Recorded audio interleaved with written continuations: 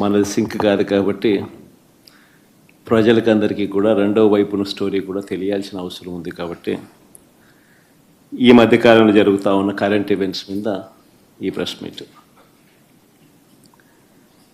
రాష్ట్రంలో ఈరోజు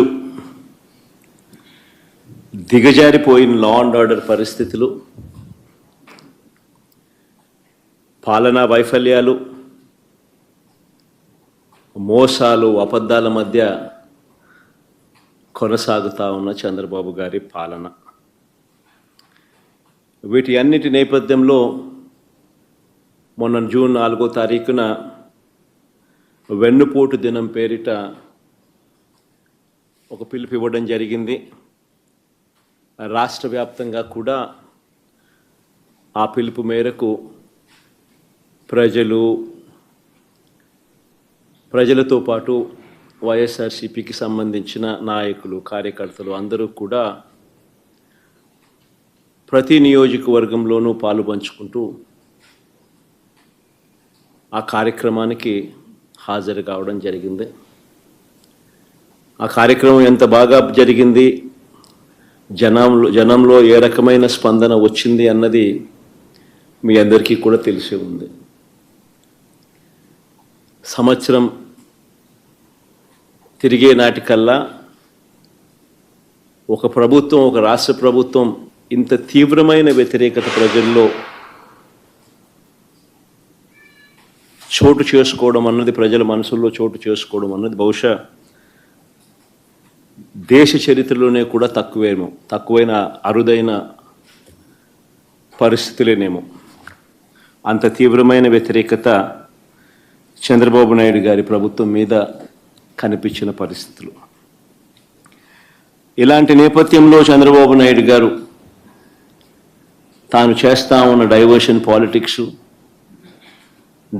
పాలిటిక్స్ నుంచే కాకుండా చంద్రబాబు నాయుడు గారి ప్రతి మాటలోనూ కూడా అసహనం కూడా కనిపిస్తూ ఉంది. అందుకే నియంతగా తాను మారి అణిచివేత అన్న పదానికి నిజంగా ఒక నిర్వచనంగా చంద్రబాబు నాయుడు గారు ఈరోజు తయారయ్యారు. నిన్న నా ప్రోగ్రాం కూడా పల్నాడు ఏరియాలో నా ప్రోగ్రాం కూడా నిజంగా ఒక కర్ఫ్యూ పరిస్థితుల మధ్య ప్రోగ్రాం జరిగింది.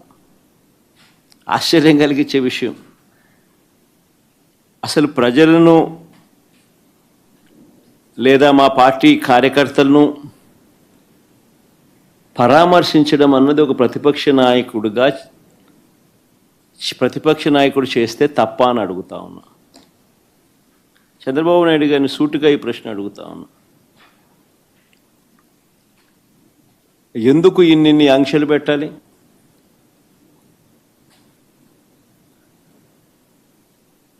ఎందుకు పోలీసులను ఎక్కడ పడితే అక్కడ పెట్టి